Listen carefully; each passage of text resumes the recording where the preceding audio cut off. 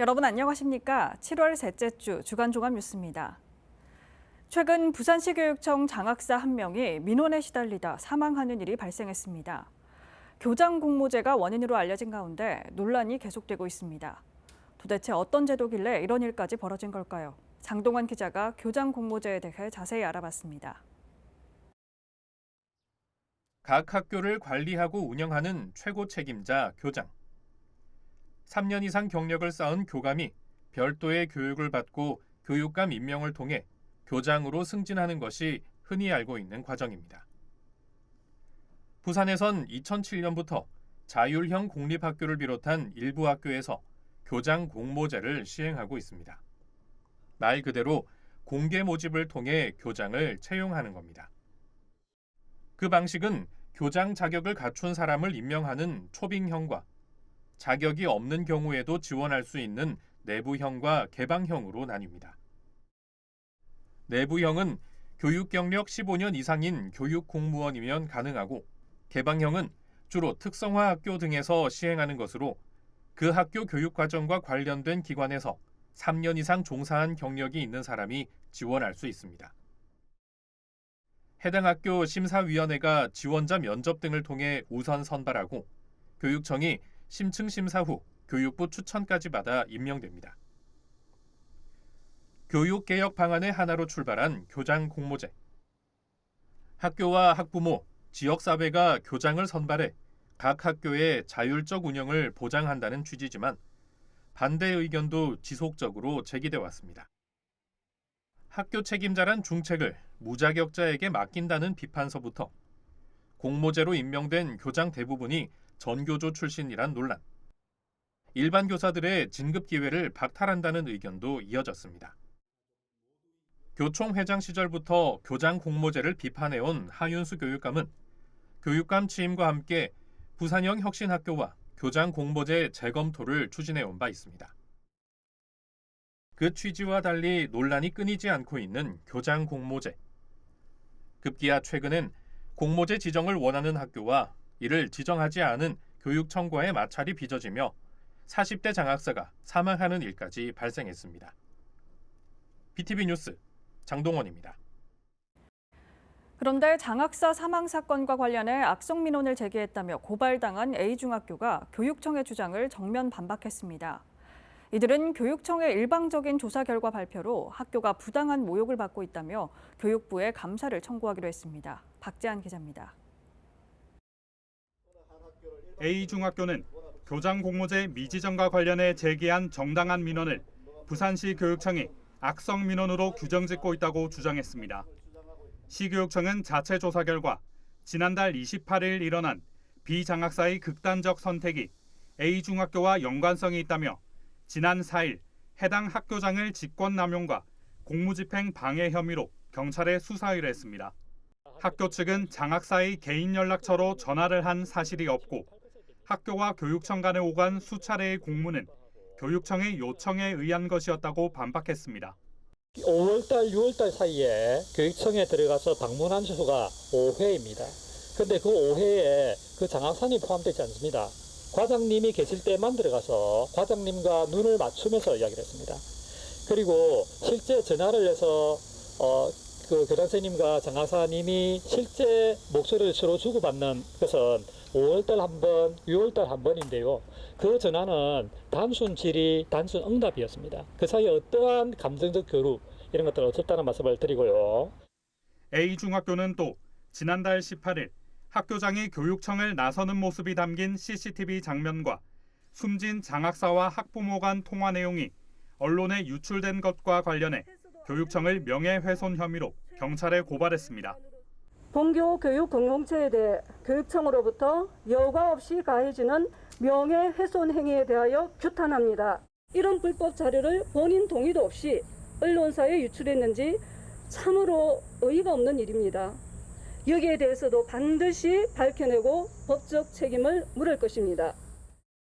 A학교는 다행복학교 정책과 교장 공모 미지정에 대해 교육감과 만남을 수차례 요청했지만 답을 들을 수 없었다며 교육청이 사태를 방관하고 여론을 앞장서 부추겼다고 지적했습니다.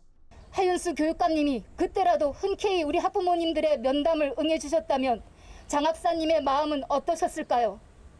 장학사님이 민원 때문에 힘들어한다는 걸 아셨던 분은 우리 민원인이 아니라 교육청에 계셨던 하윤수 교육감님입니다. 공개된 저의 녹취록에서도 장학사님은 하윤수 교육감님께 보고를 드리고 있다고 말씀하셨습니다.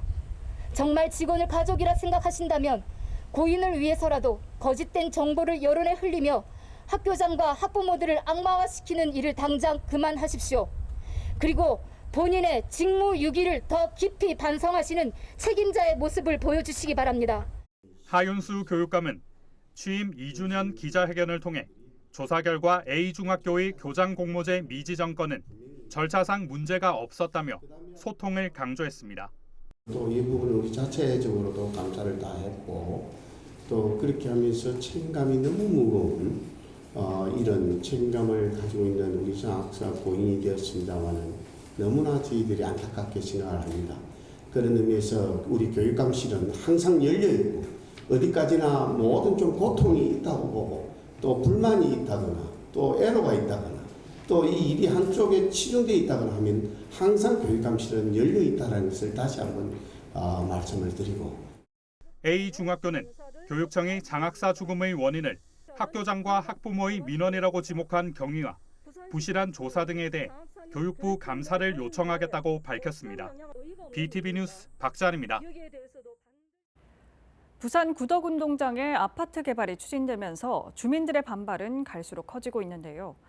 부산시가 여론을 의식했는지 주민들을 대상으로 설명회를 열었지만 주민들은 아파트 건립계획 전면 백지화를 원하고 있습니다. 박철우 기자입니다. 부산 서구청 구덕운동장 재개발 관련 주민 설명회장. 설명회 시작부터 주민들의 거센 반발이 이어집니다.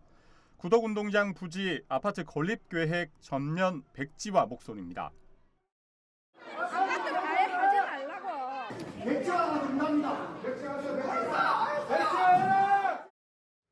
이 같은 목소리는 지난 5월부터 시작된 1인 시위와도 의미를 같이 하고 있습니다.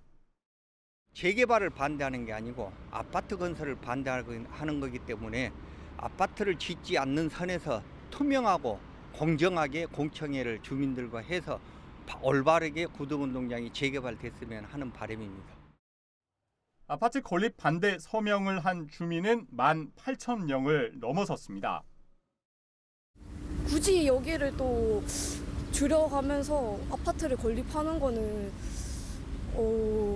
서구 주민 중에 아무도 찬성할 사람은 없다고 생각합니다. 저는.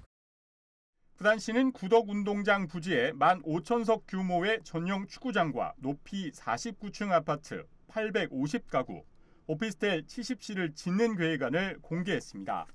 사업비는 부지 3분의 1에 해당하는 21,000제곱미터를 아파트 토로 매각해 충당한다는 계획. 하지만 주민들은 110억 원을 들여 만든 지 5년도 채 안 된 구덕 체육공원을 없애고 아파트를 짓는 것은 공공재의 사유화라고 목소리를 높이고 있습니다.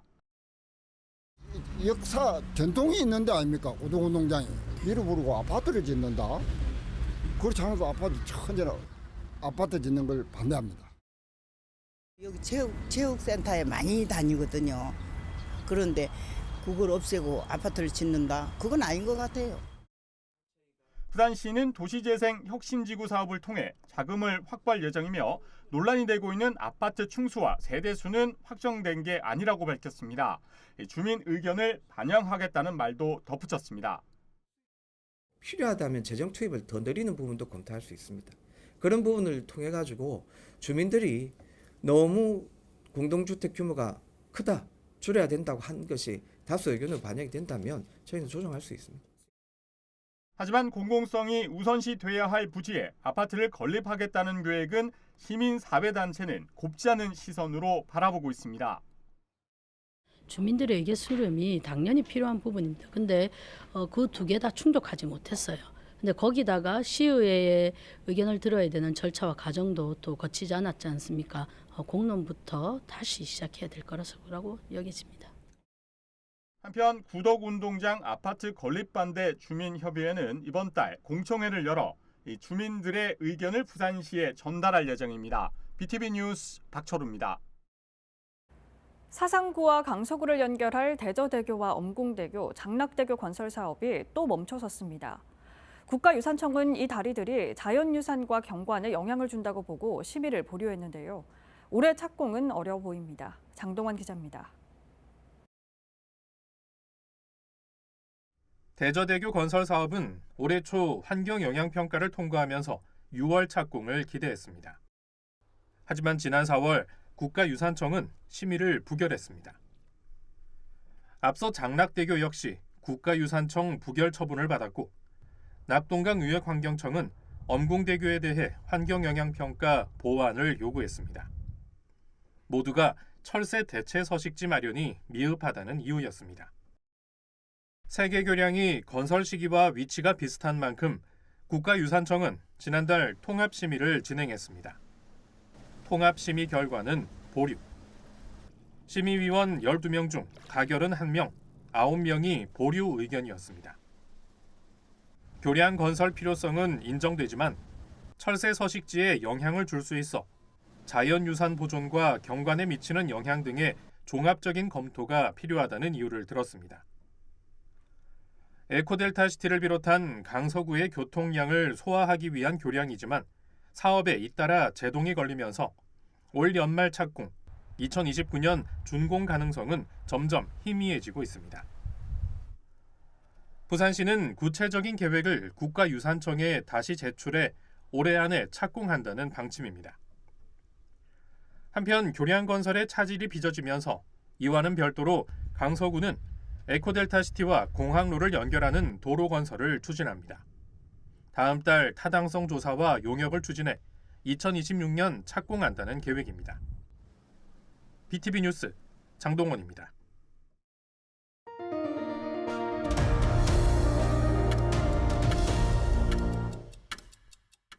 정부가 조성된 지 20년이 넘은 계획도시를 재정비하는 사업을 추진합니다.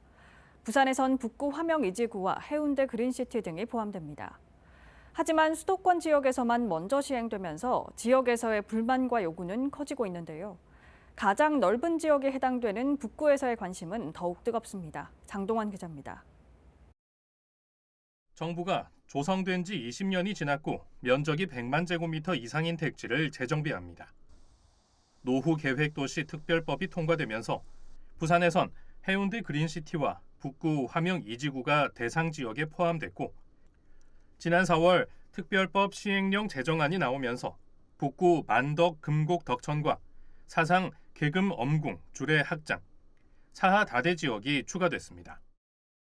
누수라든지 층간소음 그리고 특히 주차장 부족 같은 그런 환경적인 열악함이 생겨나게 되었고 주택에만 초점이 맞춰져서 건설이 되다 보니까 배드타화되면서 산업이라든지 그런 자족 기능 같은 것들이 많이 부족해지게 되었습니다.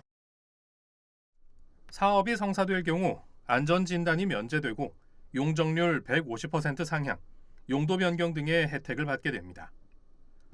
하지만 정부가 이 사업을 수도권에서만 먼저 시행하기로 해 지방 해당 지역에서의 불만이 커지고 있습니다. 부산에서 가장 넓은 380만 제곱미터가 사업 대상에 포함된 북구에서 사업 추진에 대한 요구들이 잇따르면서 지난 12일 국토부가 직접 주민 설명회를 열었습니다. 이 사업의 취지와 목적, 사업 성사 조건과 추진 과정 등이 설명됐고 주민들은 재정비 사업을 먼저 시행할 수 있는 선도지구 지정 요구와 소규모 일반 주택들도 정비구역에 포함해 줄 것을 강조했습니다. 부산에는 몇 개 정도가 선도구역이 지정될 수 있는지 그게 궁금하고요. 어느 시점쯤 되면 그게 가능한지. 좀 더 빨리 할 수 있는 거를 얼마큼을 이제 몇 개의 단지를 그렇게 설정을 할 건지가 정해지기 때문에 지금 상황에서 1기 신도시도 그렇고 부산시도 그렇고 선도지구가 몇 개가 된다는 것은 아직 정해지지 않았습니다. 부산시는 현재 관련 용역을 추진 중에 있고 올 연말에는 추가 지정을 받겠다고 밝혔습니다. 올해 12월 안에 국토부하고 협력을 해서 가시적인 성과가 있도록 최선을 다하겠습니다. 하지만 부산 지역 부동산 침체에 더해 공사비 상승 등으로 추가 분담금이 커지면서 10년이 넘게 걸릴지도 모를 사업에 부정적 의견도 나오고 있습니다. BTV 뉴스 장동원입니다. 최근 가덕도 신공항 부지조성 공사 입찰이 2번 유찰된 가운데 시민단체가 적기 개항에 총력을 다할 것을 촉구하고 나섰습니다. 이들은 또 민간공항으로 출발한 대구 경북 통합공항이 가덕 신공항과 국비 경쟁을 벌이려는 것은 지역 이기주의라며 특별법 발의를 철회할 것을 촉구했습니다. 박재한 기자입니다. 국토부는 가덕 신공항 부지조성공사 입찰 조속기 결단하라! 결단하라! 결단하라! 결단하라! 부산 지역 시민단체는 10조가 넘는 공항 부지조성 공사가 2번이나 유찰되면서 착공과 적기 개항이 위협받고 있다고 주장했습니다. 이들은 5년 안에 할 수 있다던 공사가 지금 와서 난이도 핑계를 대며 공사 기간을 늘려야 한다는 것은 말이 안 된다고 꼬집었습니다. 사상 초유의 대형 국책 사업에서 부지조성공사의 입찰이 2번이나 유찰되면서 가덕도 신공항의 착공과 개항 시기마저 위협받고 있습니다. 해상에 걸친 공사의 난이도, 부족한 공기는 핑계일 뿐이고 2차 유찰의 명분을 쌓아서 특정 컨소시엄이 10조가 넘는 국책 사업을 독점하기 위한 액션에 국토부가 동조하며 수의계약으로 가기 위한 수순은 아니었냐는 비난을 면치 못할 것입니다. 이들은 가덕 신공항과 TK 통합공항은 출발 전부터 다르다고 주장했습니다. 대구 경북 정치권이 이제 와서 공항의 국비 지원 의무와 특별법 개정을 발의하는 것은 국비 경쟁을 하자는 것이라며 국토부의 명확한 선긋기를 촉구했습니다. 지금 가덕 신공항이 국비 확보를 5년간 해야 되는 이 중차대한 시기에 영남권에서 대규모의 국책 사업을 동시에 진행하자는 것이지 전에 국비로 진행하는 특별법 개정을 발의하였습니다. 이것은 결과적으로 가덕 신공항과 TK 통합공항이 국비를 두고 경쟁을 하자는 것인데 처음부터 출발점이 다른 TK 신공항의 이거는 어불성설이며 도가 넘는 지역 이기주의입니다. 이들은 또 가덕 신공항 건설 사업에 지역이 홀대받고 소외되는 오명을 남기지 않길 바란다며 연내 착공과 2029년 적기 개항을 위해 패스트 트랙으로 사업의 속도를 내달라고 촉구했습니다. BTV 뉴스 박재한입니다. 박태환, 황선우와 같이 최고의 경쟁력을 갖춘 선수 육성을 위해 부산의 한 중학교에서 수영부를 창단했습니다. 우수 선수의 타 지역 유출을 막고 학교 체육 활성화에도 도움이 될 수 있을지 관심이 쏠리고 있습니다. 박철우 기자입니다. 출발 신호와 함께 힘차게 물속으로 뛰어드는 선수들. 0.1초라도 단축하기 위해 혼신의 힘을 다합니다. 지난 5월 목포 실내 수영장에서 펼쳐진 전국 소년 체육대회. 이 대회에서 창단한 지 7개월밖에 되지 않는 부산 지역 중학교 수영부 선수가 저병 100m와 50m에서 금메달과 은메달을 땄습니다. 주인공은 부산 사상구 모동중학교 수영부 박도훈 선수입니다. 너무 기뻐서 레인이 올라가서 선생님하고 부모님한테 손도 흔들고 그냥 나와서 웃으면서 나왔어요. 속이 너무 후련했어요. 대회를 뒤로 사상구 모동중학교 수영부가 창단식을 갖고 본격적인 선수 육성에 나섰습니다. 수영부는 모두 6명. 선수 규모는 작지만 올림픽에 나가 메달을 따고 싶다는 당찬 포부도 밝혔습니다. 더욱더 열심히 해서 황선우 선수처럼 세계 무대에 나가 다른 세계 선수들과 함께 막강하게 붙는 그런 선수가 되고 싶습니다. 이번 창단으로 부산 지역 중학교 수영부는 모두 5개. 우수 선수의 타 지역 유출을 막고 학교 체육 활성화에도 도움이 될 것으로 기대하고 있습니다. 우수한 선수들의 타 시도 유출을 방지하고 수영 인구의 재원 확대라는 큰 틀에서 창단하게 되었습니다. 이 관건은 얼마나 잘 운영되고 유지되느냐. 학교 측은 교육청과 협력 방안을 강화해 훈련 프로그램 개발 등 체계적인 운영을 지원할 방침입니다. BTV 뉴스 박철우입니다. 인공지능 기술 활용은 과연 어디까지일까요? 배우가 출연하지 않고 실사 카메라로 촬영하지 않았지만 생성형 인공지능만으로도 영화 제작이 가능해졌습니다. 국내에서 처음으로 선보일 AI만을 주제로 한 영화제 소식을 김윤정 기자가 취재했습니다.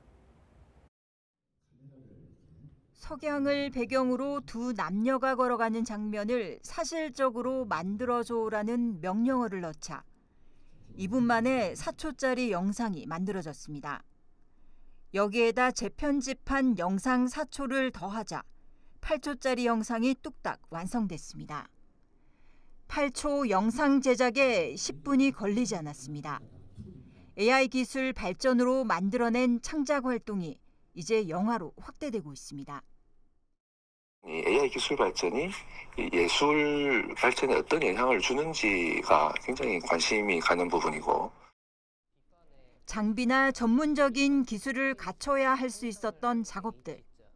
이제 AI 기술을 활용하면 아이디어나 창의력으로 영화 제작까지 가능해졌습니다. 영화를 만든다는 것은 사실은 일반인들이 쉽게 접근하지 못하는 영역이지 않습니까? AI 기술이 발전을 하면서 어쨌든 일반인들이 접근을 할 수 있는 그런 기술을 활용해서 영화를 이제 만들 수 있게 된 거죠. 그거는 굉장히 큰 의미가 있다고 생각이 되는데요. 영화의 전당이 인공지능만을 주제로 한 영화제를 국내에서 처음으로 선보입니다. 바로 제1회 부산국제인공지능영화제. 오는 12월 개최를 앞두고 선정작 국제공모에 나섰습니다. 인공지능 기술로 창의적인 작업에 도전하는 영화 제작자들의 활동 무대가 될 것으로 기대됩니다. 8월 1일부터 21일까지 영화제 출품을 받고 있습니다. 저희 영화제에 출품할 수 있는 영화는 AI 기술을 부분 혹은 전체를 활용한 영화를 출품해 주시면 되시고 3분에서 15분 길이의 영화를 제출해 주시면 됩니다. AI 영화제가 어떤 식으로 진행되고 있는지를 저작권을 포함해서 여러 가지 논의를 할 수 있는 소통의 장이 될 거라고 예상하고 있습니다.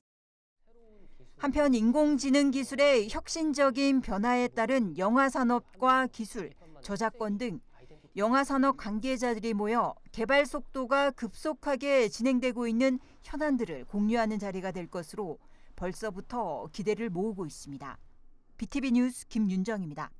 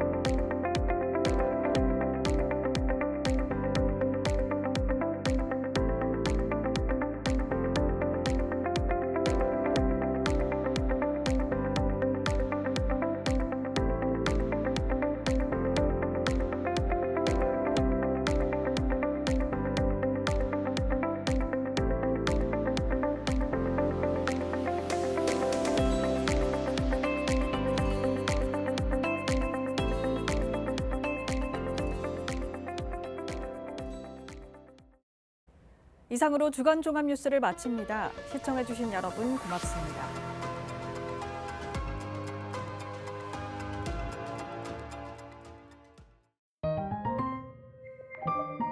채널 BTV